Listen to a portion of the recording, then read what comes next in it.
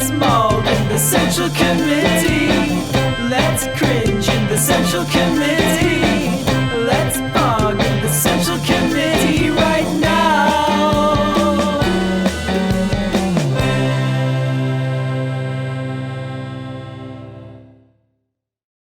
Hello, Kenzo. Are we all set? Can you hear me? I think so, yeah.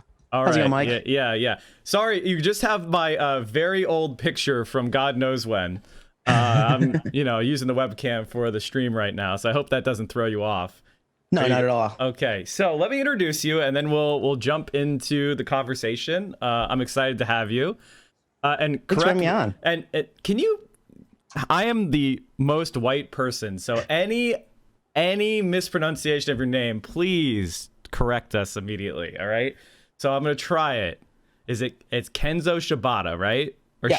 Okay. I mean, the Japanese pronunciation is more like Shibata, but Shibata's fine too. Shibata. Either way. Kenzo Shibata. Okay. You are an educator and socialist labor organizer in Chicago, and you're a founding member of the Caucus of Rank and File Educators. Is that with DSA? That's so actually that's with the Chicago Teachers Union. We're like Gotcha. a militant caucus within the larger union. Gotcha. Okay, that's awesome. And you're a high school vice president of the Chicago's Teachers Union and the president of the Illinois chapter of the Asian Pacific American Labor Alliance. And you're also the host of the Class Time podcast and stream. So I brought you on because you wanted to talk about, and I'm very interested in the radical labor action that's starting to grow in Chicago, kind of pushing back against institutional Democratic Party and your experiences there. And also the fact that a lot of people, when they talk about teachers unions, they always focus on the teachers pursuing their own personal financial interests, right? You want vacations, you want higher pay, you don't work during the summer, get a real job, that kind of thing. But what you guys are doing is something very special, which is you are using your radical power to help the students get what they deserve and what they need. So why don't you introduce yourself and say hi to the stream? Hey. I don't know if you have access to the chat. Feel free to interact or not interact with them at your leisure. Hey, cool. Well, thank you, chat, for checking out, and thank you, Mike, for having me on. No problem. Maybe it's just to start where we're at right now, which is so high school teachers were required to go back to in-person teaching this week, and it was like a slow process where there were a few days where we'd be in person, and then next week we'd be fully in person. But it's to be blunt, it's a shit show because the vast majority of students are asking to do distance learning because they're still worried about coronavirus. The children don't have don't have a vaccine yet. Teenagers are just starting to get the vaccine. Teachers aren't fully vaccinated yet. So we're in the process now as the CTU. We're in a work action with high school teachers where we're maintaining that we're going to continue working distance until we actually have an agreement between our union leadership and the leadership of the schools as to what would be safe. And right now we're very close to the threshold of new COVID cases. That was within a previous agreement we had with the board that would say we'd have to go back to almost like an automatic trigger for us to go back to distance learning. So for some of the people, not to interrupt you, Kenzo, just to get everybody oriented, what would you like? What is the context of the dispute? Like, what are the teachers fighting for? What does the city want you to do? What does the board want you to do with your education with the kids and in the COVID-19 context? Well, the bottom line for the union is we miss teaching in person, but we want it to start at a time when it's safe and with all the possible safeguards in place. And the Board of Education wants to open schools at all cost. My interpretation of that, and I'm not alone in this, is that when President Biden said that he wanted to open up every school in the nation within the first 100 days of his presidency, that, big city mayors that control school districts, like in Chicago, where we don't have an elected school board, everything is determined by the mayor. She's under the gun. She gets a lot of clout from President Biden. She happened to be, for some reason, allowed on a panel at the DNC this summer with George Floyd's family, which was ridiculous because we have a mayor who continuously defends the police killing, Black youth. Right. But that's the place where she's safe in the national DNC. Locally, she's pretty hated. Polling has come out recently that said that the average voter in Chicago is not willing to cast another vote for her in a couple of years.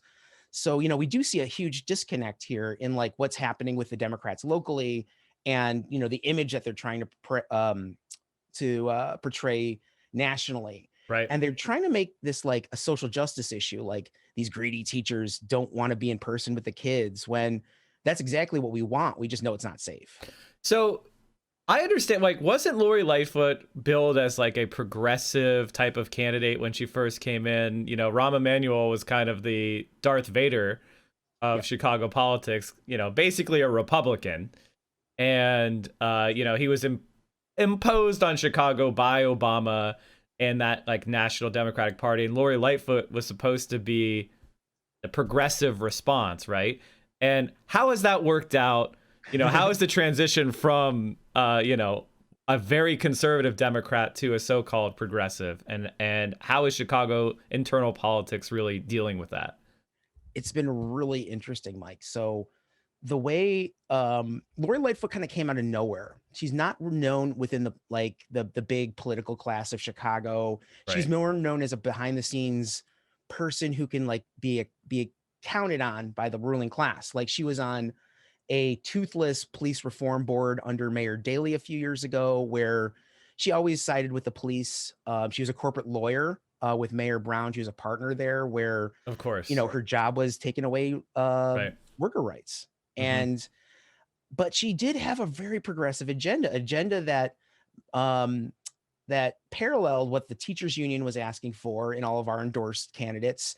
And the working family, I'm sorry, not the Working Families Party, but the United Working Families, which is a similar Chicago-based party, which is a coalition of various unions and progressive groups, not really affiliated with the Working Families Party, but they similar idea. Basically took our platform. And she ran on it. And then to kind of make a long story short, the person that she was pushed into a runoff with is a decent candidate named Tony Preckwinkle, who had a lot of ties to the old Chicago machine, which largely doesn't exist anymore. Right. But that's kind of how Lori Lightfoot slid in, under this animus towards any kind of establishment candidate. Right. And then she went back on every promise she made on the campaign trail. Yeah, so this is something that I think could be useful for people, not just in Chicago, but anywhere you're doing politics, is, the credibility issue. A lot of these centrist Democrats, they're attacking left. They recognize the threat of people like the DSA especially, and other leftist groups. And so Lori Lightfoot kind of like captured that energy of that. And then she immediately just pivoted as soon as she had power. And as you rightfully pointed out, there was plenty of warning signs. Like she was connected to the machine already. She was a corporate lawyer. So why would she actually strike against the interests that got her where she is? And the interesting thing too is like, I think that's really good analysis, is during this time, like there's some good did come out of that election. We, as the local DSA, we didn't have a mayoral candidate or a mayoral pick. Right. We just knew we didn't have the capacity to win it for either side. And that wasn't really going to help us in the long run. So we did go pretty heavy in a handful of wards endorsing aldermen. Yeah. And these were mainly aldermen that came out of political movements, not people that came to us asking for an endorsement, but people that actually kind of came out of DSA. Mixed bag. There was one person who came out of who just asked us for an endorsement, joined very last minute before asking for the endorsement. We actually had to kick him out of he's been censured from DSA at this point because he voted for the mayor's austerity budget. So now we still have 10%, 5% of our city council is socialist, and we're looking to increase that number in a couple of years. What can you explain what aldermen are in Chicago to the audience? Because we're not all in big cities. It's an extremely Chicago thing. It's 50. We have 50 wards, which are determined by like a cluster of neighborhoods in different parts of the city. And initially, everyone was represented by 2 aldermen. Now in Chicago, we only have 1 alderman. So we have basically 50 representatives, and they act almost like when they come together, they come together in city council, which is like the policy making body for Chicago. So we're like really like the legislative branch, as well as they take care of the needs of their wards. It's a hard job. And then for like the folks that are in DSA, they're doing that on top of organizing Right. towards socialism. So like Hmm. these are people that are working really hard. But you know, traditionally the ward system was run by the Daly family or whoever they appointed to be in charge, and political favors and jobs were doled out through this ward system. Hmm. And because we haven't had a Daly in office for a very long time, neoliberalism has really crept into Chicago and kind of supplanted the old machine we had. Right. We have a very scattered politics right now. So there's both opportunity and you know, Risk. potential for pain as well, as we Yeah. saw like in that 2019 election where we got Lori Lightfoot, but then we got 5 amazing socialist aldermen. Yeah. Yeah. One of the things that I talk about, I don't know if you're familiar with the movement, which is sewer socialism, which is Mm-mm. kind of this grand tradition of, socialists from the Midwest, Wisconsin, Minnesota, and Illinois. And the idea is that you would elect socialists at local state government, basically, and you would show people effective government using leftist principles. Is that something that you guys are thinking about, or is this some really obscure thing that only I talk about? No, I mean, like one of the things that all of our aldermen know is that um, to be a socialist alderman, you have to be a good alderman too. So Hmm. like Carlos Rosa, who was our first socialist alderman in Chicago, he was actually elected before DSA exploded. So he was elected in 2015. He is really good at bringing affordable housing to his ward. He just unveiled a big, real affordable housing, not like the fake kind that a lot of Right. developers scheme with aldermen to do. But like, there's that. The biggest thing he's done recently is get a Portillo's hot dog stand in his ward, Hmm. which is like the most. It's a chain, but it's an amazing chain. So like that, he knows how to like kind of bring home the bacon for his ward, as Right. well as push for these bigger picture socialist Chicago kind of aspirational policies as well. So folks aren't really calling it that, but it's Hmm. basically the same concept. Yeah, yeah, yeah, exactly. I mean, I think one of the things that socialists do, is look to the past for our victories and our defeats, because we don't need to repeat our mistakes, and we can also learn from the past as well. And so it's good to see that, the idea of bringing socialist and left-wing politics into real life, into praxis, actually showing people how this politics works for you, is really important. And I think that's actually one of the things that you're an expert in with the teachers union. Can you, like, for me, one of my goals of my stream is to get people involved in their local DSA, get them involved in their local progressive politics, because as a streamer who has a national audience, I can't necessarily be up on every single detail that every community is going for. But if I can give you the tools to organize, you can go and make that happen in your community. And then you can also come join with us and build a national movement. It's all working parts working together. So one of the things in DSA that's really important to me is, labor notes and the radical interaction between DSA and labor unions locally.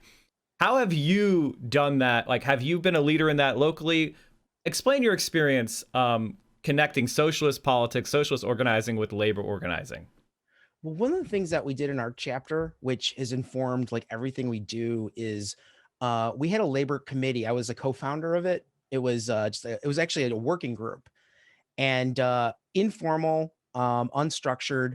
And what we did was we just built it to be, we basically like built all these structures around it to increase capacity. So like we had an elected steering committee then Hmm. on the labor working group.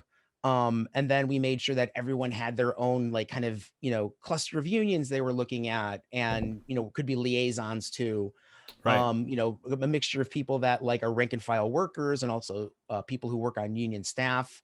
Mm. And from there, we were able to build, a big section of DSA that was like almost solely devoted to labor and labor politics. And so then we applied for branch status. And what that means is if you're a member of a union, or if you're like heavily involved in the labor movement, you're considered a constituency group within the DSA. So we have representation on our citywide committee from the labor branch. The labor branch has a place in like every single thing that we do, just like our north side and south side geographical branches have some stake in everything we do. So it's a way to make sure that all of our actions, all of our practices are like informed by, increasing labor. And the thing I'm most proud of was in 2019 when CTU went on strike for a contract. I was, long kind of out of leadership of the labor branch because, you just need to have new leaders come in. So like I stepped down after a year on leadership of the labor branch and said, I brought on some people that I helped train, and they've just built and built and built.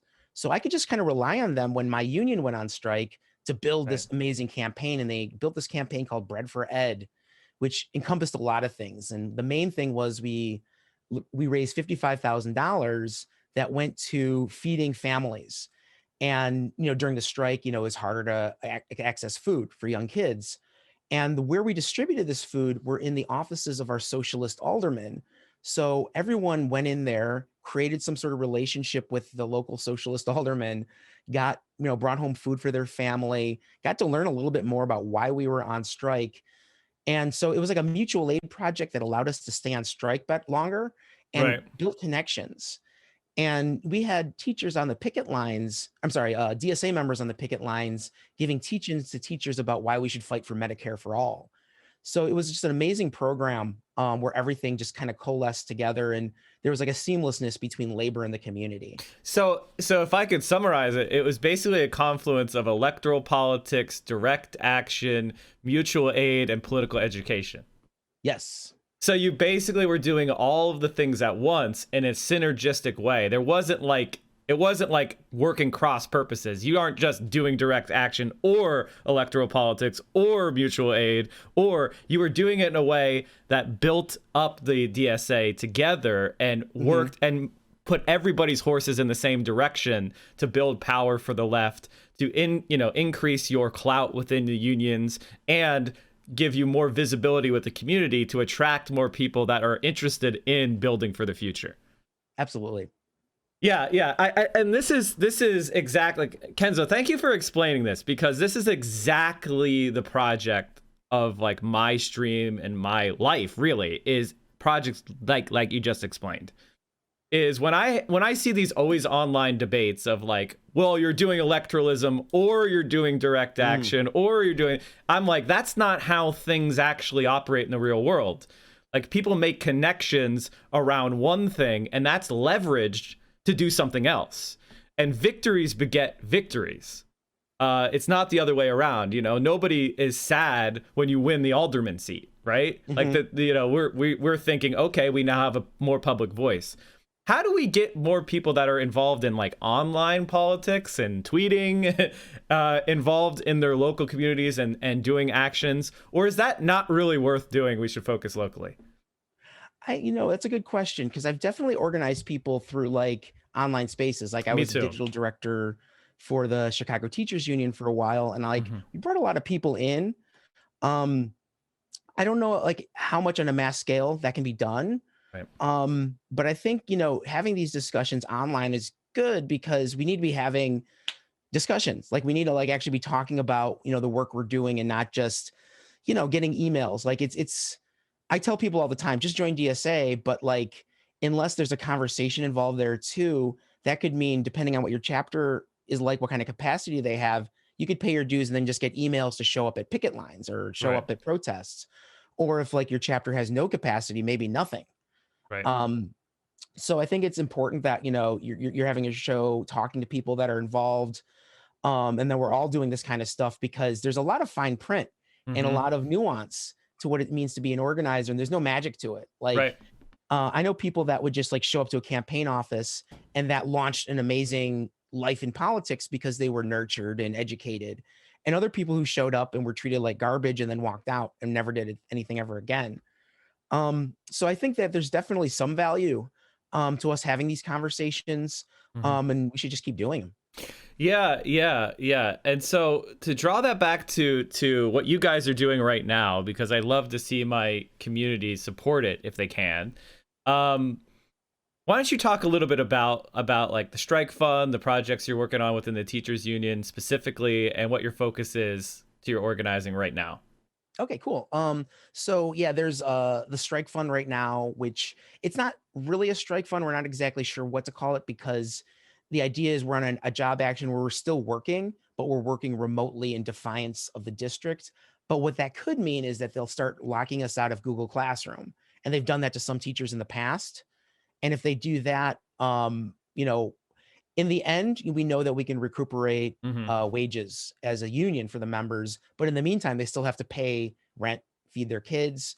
So that's what this fund is all about. Mutual At the aid fund. moment, I'm sorry. It's like a mutual aid fund, just Yeah, generically. Yeah, exactly. yeah. It's we have 100 grand so far about, but we have 25,000 members, Hmm. and so Yeah. it's basically like until we reach a deal, we just have to keep collecting from there. Hmm. So that definitely helps. I've been doing some streams at class time on Twitch of teachers. If you want to look at the VODs, like there's a lot of stuff with teachers in there and DSA members talking about the kind of organizing that we're doing, talking about with the conditions in the classroom, which is really big because the CDC's writing up these guidelines that are intended for like schools that are maybe 20, 50 years old when we have schools that are 100, 200 years old. Getting this information out here is just, I think, so important because, like I said, the mainstream media, especially the national media, is really glossing over this and making this about teachers not wanting to teach and being unreasonable to this woke mayor that we supposedly have. Well, I think one of the things that's really this is a conversation that might be more relevant for us nationally, even if you're not in Chicago, which is like I've noticed that as well. Because I keep track of liberal media because I think you need to know your enemy. And one of Hmm. the things I saw happening was a lot of loose talk about teachers, and kind of blaming them for not wanting to reopen schools. It's like everybody, wants to return to normal, but those damn teachers unions, they're stopping us from opening school. We can't go back to work if our kids aren't in school. Can you talk a little bit about the function that like schooling provides for like capitalism overall? I hate to get us off into a theory, but why do you think this is an example of like capitalism, the system enforcing mandates on you guys so that capitalism can grind up bodies? I think, well, absolutely. And I think that what we have now is like the contradictions in public education are just so heightened. Like, Hmm. there's really no reason for public education as it exists to exist under capitalism.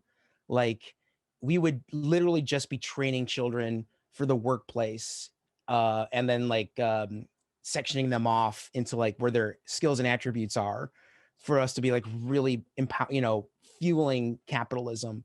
So I think the reason why we have such bad education policy is that we aren't even all on the same page about what education should be doing. The Right. capitalists and the neoliberals, of course, want schooling to be job training and containment, really, so Hmm. parents can go to work. And where I teach in the city, kids are off the streets. And then you have educators and educator unions for the most part, where we want students to be socialized. We want them to be able to critically think about the world around them, be safe in that world around them, feel connected to each other. Um, and those are very much at cross purposes because the world Right. of work is so we're all just like so individualized and as the like neoliberal subjects, like under work we're all expected to like have problems on our own, and then go to the boss and ask them for help if we need help with something. And the whole addition, the idea It's of public schooling is the education fix opposite. all It's like, the how do other we shit. cooperate? And what we're seeing now at this time is, teachers saying, okay, now let's, and this is what the union did, is we wanted to talk to the district about social emotional learning needs, about physical needs of our students. And they said, no, you're here to teach, which then got boiled down to, no, you're here to babysit. And so now we're seeing this big Right. contradiction. And they're really, the capitalists are really being blunt about how they see us as like servant babysitters. Yeah, so that's actually the thing that's most funny to me is you talk a lot. I want to push back on just one thing you said because like the purpose of education, right, depends upon the ideology of the person talking about it. And you were very correct that point out that like conservatives and neoliberals are the same. They think of education as job training. We're sending you to school to get something out of you, you know? We are trying to build human capital so we can make a profit later. Like this is not just something we're doing because we want to see you explore your potential or something. No, we are educating children for the purpose of becoming workers, to becoming exploited subjects. And also, simultaneously, we're also serving the role of babysitter because that allows parents to leave the home and go to their job. If there's no babysitter for the children can't be left alone. And so parents can't produce. And so you're serving a dual role of indoctrinating children for the purpose of being a worker while also providing daycare. And that's not really what makes an effective education. And this is the thing that's really funny. It's another example of capitalists being bad at capitalism. Yeah. You know, the logic of neoliberalism, the focus on education as just job training. Why do you need to learn history? How does that help you code? You know, why do you need to know about physical sciences if you're going to be a writer? That's a waste of your time. We should be focusing you on the job you're going to get. Is in societies where they focus on a more complete education, when they focus on developing everyone's potential, where education is not so focused on job training, they actually get better, higher, more productive citizens at the end of the day with better mental health, better social development. So what do you think we could do as like as a socialist alternative to the public education system that we have now with all its faults? What do you think education would look like under democratic socialism or a socialist future, and in your mind? Well, I would, I think what we need to continue doing is, unionizing the teaching workforce. So like charter schools need to continue unionizing. We have about, I think 15% of our charters in Chicago are unionized now. And they, a few of the locals went on strike. Like they're really making it so the profiteers off charter schools are not opening schools as much because if their staff unionizes, they can't scam them as much. Right.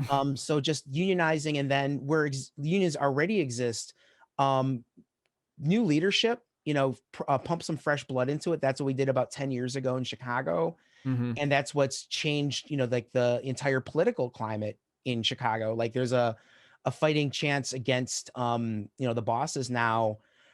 So I would say that like, and, there was a very clarifying moment too. Lori Lightfoot was interviewed by the New York Times where she said, I think the teachers union is trying to take over politics. They're not just trying to defend their teachers anymore. And that's exactly what we're doing. Like we do want to, through organizations like United Working Families, through our own political process and CTU, the DSA as well. We often work in coalition on actions and on candidates. And I think just, it's a model that more folks can pick up on. And one of the things that's really difficult, but also important about the CTU is that we don't agree on everything, but we usually, I'd say 99% of the time, we will march to the same beat, when we need to, once we do come to a decision. Like earlier in this campaign we're on now, there was a vote for elementary schools to go back to in person. But now that people are seeing the conditions of the workplace, we might have to take further action because the conditions in life changed. So having a rank and file led union means that people in the classrooms have a real voice in like how these campaigns develop. So I don't think there's like a real easy solution, but like kind of like what you were describing earlier, Mike, about how it's a holistic approach. You need to kind of attack politics at every angle. Yeah, actually, what you just said disgusted me so hard. I can't even get. I mean, I think you said everything that's wrong with our politics. Lori Lightfoot actually coming out and saying the teachers are not just quote defending their teachers anymore betrays such a lack of understanding of the concept of solidarity or the trade union movement at such a fundamental level. I mean, I can't believe she would say it, but I also can believe it. It's like one of those things that makes you want to vomit because, chat, the one thing I would tell you is trade unionism is about solidarity. What does that mean? It means caring about other people just as much as you care about yourself. Your fight is their fight. We're all workers. We're all part of the proletariat. We're all in opposition to the ruling class, the capitalist class, and your fight is my fight, and vice versa. You know, like the idea that the teachers want to take over politics, and you say she's right, but what you really mean to say is the workers are what need to take over politics, not the bosses, not the rich, not the corporate lawyers, the people. And the fact that a Democratic Party politician is so fucking insulated from labor that they would say something that dumb. Like, I can't, and they're considered progressive is just mind-boggling. You know, for me, it's one of the things like, I don't know if you know this, but I've been banned on Twitch. And I was banned, yeah, the only thing I got banned for was I was teaching my community about scab lists. And I brought one up. I brought a famous one up on stream. So don't do that. Apparently that's bannable.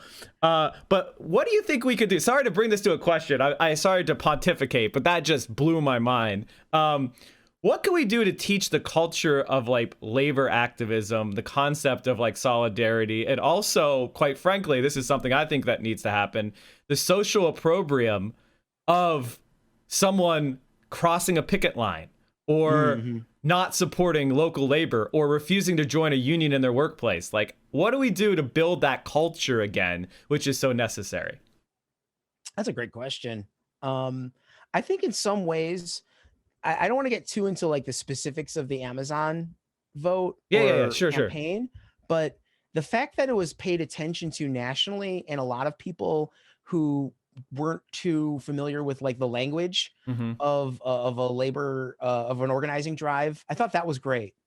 You know, I think that we should have tempered it probably more with some gravity to it. The fact that, you know, most campaigns aren't successful. At least the first time, you know. I'm sorry? At least the first time, you know, like. Yeah. So, but I do think that like having it highlighted and having so many people talking about it was a good thing. You know, people talking about labor is important because people typically don't. And they don't, you know, there used to be like a labor beat in newspapers at one point. So like there was some built-in understanding of the labor movement. This is a long time ago, but as like the folks that grew up around that are, you know, older and dying off, you know, I think having more labor stories in media are important, and independent media, I should say, like this, like, you know, anything that we can't rely on the mainstream papers to tell the right story. And we should be looking for these alternate outlets to get the full picture. Yeah, you know, I think one of the things that yeah, you talked about being a militant element of your union there in Chicago. And that's one of the aspects of the labor movement that has been missing over the past 30 years, is really like the gutting of a militant action, you know, and quite frankly, a lot of people frightened to do things, right? Like everybody, you know, this is a bugaboo for me. Everybody's a pundit. Everybody's a media expert. Nobody wants to do the right thing, you know? For example, over the course of 2020, you know, people arguing against Medicare for all because it doesn't poll as well as the public option. And that always baffled me as a response, because who cares what the polling is? What is the right thing to do? What is the better policy? It's our job to persuade people. I don't give a shit what the current public opinion is. That can change. What can we do as a labor movement, do you think, to like start getting people the confidence to stop acting like a TV pundit and start acting like a political actor? I think, yeah, like inoculation about like what's going to happen. When CTU went on strike in 2012, that was the first strike we went on in 25 years. And it became extremely unpopular. Like the idea of a teacher strike in Chicago, Mayor Daley The second one, he bragged about the fact he was mayor for about 25 years and never had a strike. And You should just do it to practice. what was that? You should just do one to practice so they know you can do it, like, Well, we did a shit. bunch of structure tests before the 2012 strike. Yeah. But the thing with 2012 was people were coming to us and saying, look, Rahm Emanuel is close to Barack Obama. This might be a difficult election. Maybe you shouldn't go on strike. To which we said, well, then maybe Barack Obama should join us on the picket line. And, he's more than welcome to, basically. And he didn't come, but I think what we did is we showed people that what a surprise. He didn't put on his walking shoes, Barack Obama. No can I just bring up one thing to chat to remind you? This is who Barack Obama is. I hate Barack Obama. The NBA Players Association was doing a labor action in support of protests, Black Lives Matter movement over the course of the summer last year. And Barack Obama called and brought in some of the big superstars to convince them to just keep playing football. Or, basketball. Keep playing basketball. That should show you who that guy was. And he has Obama's exactly the type of Democrat that I think has destroyed the party, because he has no connection to the rank and file, the working class. There's no association with, when he was there in Chicago himself, coming up through the ranks, he didn't get there through labor connections. No. So what do you think we could do to shake out politicians like Barack Obama and get more politicians with a labor background to move up the ranks? I think, the thing with Barack Obama is he needed to be he was anointed. He was seriously people saw something in him, and he became a state senator, was never asked to vote on any controversial bills. He voted present on most controversial bills. Unbelievable. And so there was no negatives on him. And then, he was kind of ushered into the U.S. Senate at that point. And then it was kind of... he had to run against Alan Keyes, okay? Yes. That was such a shit show.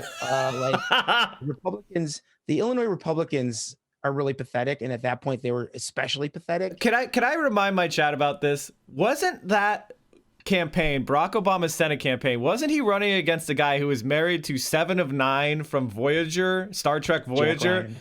And she came out and said that he took her to sex clubs and stuff, and he had to quit the race.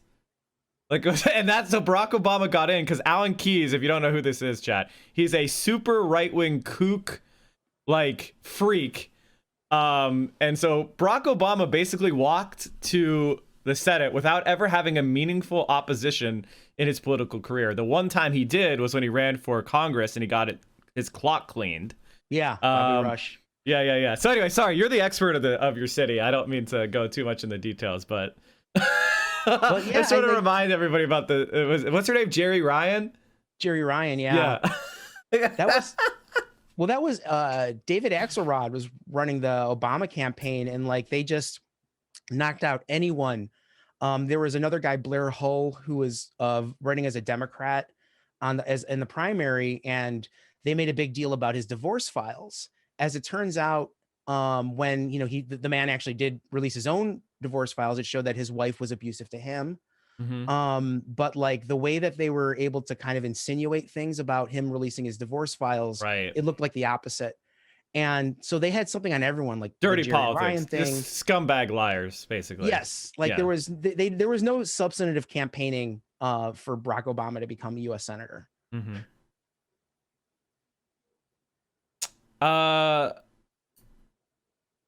One of my community members is asking a question about Madeleine Talbot, who was the chief Acorn organizer in Chicago at the time. Do you think that Obama's experience with the power of Acorn in Chicago made him fear their power and let them be crushed? You guys don't know who Acorn was. Acorn was this organization that was used to organize people of color, poor people, did a lot of voter registration drives. And during Obama's, first term, the Republicans, with Project Veritas, cooked up this the James O'Keefe bullshit. They cooked up a totally false story and got them defunded, and Obama went along with it, which was a huge, blow to, a major organizing force in America. What's your take on that question? Well, I mean, the thing with Obama was he threw everyone under the bus that helped him in some way. Bill Ayers, Reverend Wright, Acorn. So I don't know if there was any malice behind it, but he certainly was a scumbag about it to be able to put the bottom line on it. Reverend Wright was someone, those of us who are in Chicago were like, oh, well, maybe Brock has some radical roots to him if Right. he's got this militant preacher on his side, but then he immediately threw him under the bus. Right. And anyone else. So with Acorn, I think he saw it could be a liability to him to stick his neck out for them. So he didn't, but I don't know if he maliciously wanted them to fail. You just think he's a coward. Exactly. Yeah. Yeah. I Okay. think he just wants power, and he really likes being Barack Obama. And to do that, he has to listen to his rulers, which are the ruling class. Mm-hmm.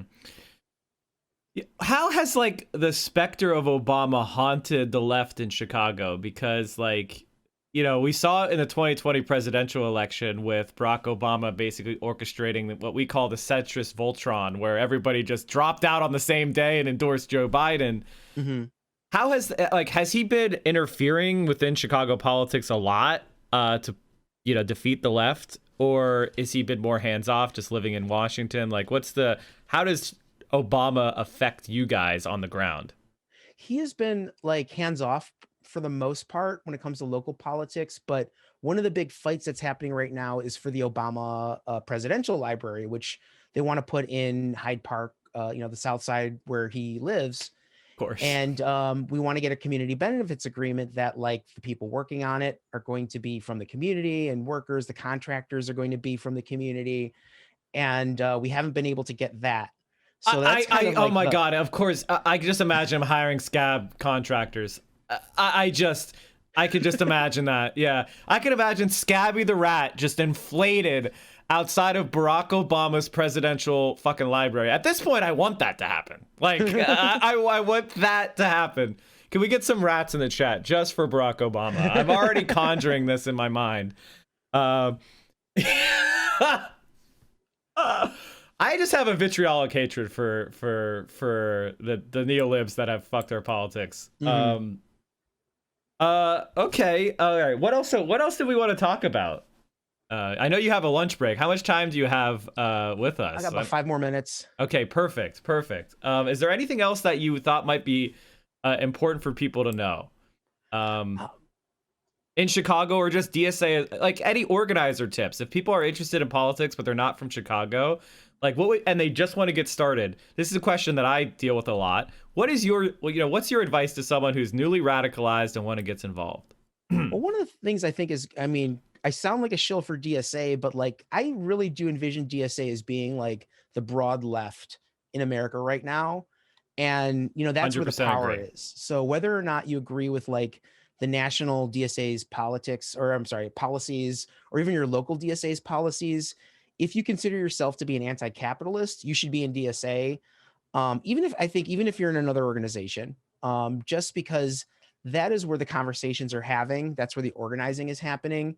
And you might even find that you don't love working with DSA itself, but let's say you get involved in the labor committee. There might be some solidarity work that you get really involved with in a local union or a progressive organization or a specific campaign. So I would definitely advise starting there.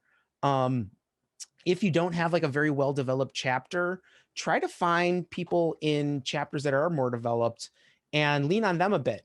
Sure, you can find people on social media. I'm always happy to talk about things. Sometimes issue campaigns are a great place to start and then build organization from there. Right.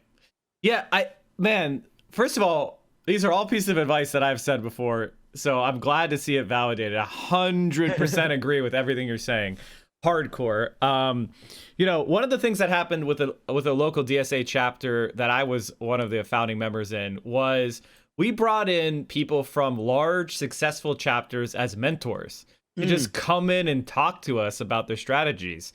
And then, we just got involved. The Bernie Sanders campaign obviously was a huge opportunity to build a chapter in your local area. So, hopefully we'll see something else big and national that draws people in from off the street. But those issue campaigns, that's the stuff that can grab people out of the community. You talked about the teacher strikes. I'm sure you guys have gotten a lot of people involved in DSA who initially were just contacted you through like picket. We're on the picket line and stuff like that. So I'm glad to hear that. Yeah, and I want to say, Chad, just to agree with Kenzo, super hard. Your local DSA will not be perfect, but it is by far and away, over my 10 plus years doing politics, by far and away the most coherent blanket organization for true anti-capitalism. That's what it's organized around. It's not just generic progressivism. You have people there that actually want to have a socialist horizon, which is very exciting. So you should get involved in your local DSA. And if it doesn't exist, help build it. You'd be surprised how many people, no matter where you are, agree with you. They just feel helpless and atomized just like you do right now. So find them. Well, if there's anything else, here, I'm going to throw the link to your mutual aid thing in there. Thank you. I hope I'm posting it. Yeah, okay, good. In the chat. Everybody check that out. Throw a couple bucks to the mutual aid. Mods, can you link Kenzo's stream? I really appreciate the conversation. Thanks for coming on. Thanks for inviting me on, Mike. And appreciate it. Hopefully you feel like you got enough out there. I sometimes get rambly, so I apologize for that. No worries at all. This is great. Yeah, everybody, check out Class Time. I know you're friends with a friend of mine, Jamie Peck. Oh yeah. And so I want to see more like real organizers get on Twitch and less of what standard Twitch stream is right now. And I think you definitely fit the bill. And you can help me correct all the dumbass shit I've said over the thousands of hours. I've said some dumb things that I regret. So hopefully we can talk about that more one day. And as someone who has been in leadership positions, different types of organizations, you get out of the organization what you put in. I couldn't agree more, chatter. So everybody check out Kenzo. And if you have anything else to say on your way out, I'll let you go. All right. Thanks so much, Mike. And solidarity chat. Great hanging out. Solidarity forever. Take care. All right. Thanks, bud. We do politics here every morning starting at 10 a.m. 10 a.m. Eastern, 7 a.m. Pacific. You can watch us here on Twitch. We're the morning guy, the morning politics guy, Politics Frogs, in every single day, same time, 10 a.m., day in, day out. And we carry you through your morning and early afternoon politics needs. And if you need more, Mike from PA, we have a YouTube channel. We talked about suburbs, the My Pillow guy, Ted Cruz. We talked about DSA. Amazing. Making fun of Tim Pool. Amazing. Look at all of these amazing videos. Get in there, watch them. We have me on Twitter. You got to follow me on Twitter, chat. I'm at 20,614 subs. That means I got like 40 followers on Twitter in the last day. You can do better than that. You can do better than that. Go follow us on Twitter. And of course, join the Discord, where we have an incredible community of left-wing streamers. We have left-wing community. We talk about the stream. We talk about politics. There's gaming content. It's a really awesome, supportive place. Direct action, mutual aid, and you can just let off some steam. And also, you can help produce the show. One of the things I do is I look at the links that are put into the news content suggestions chat room on the Discord. Join the Discord, come hang out, and maybe what you want me to talk about will be part of the next show.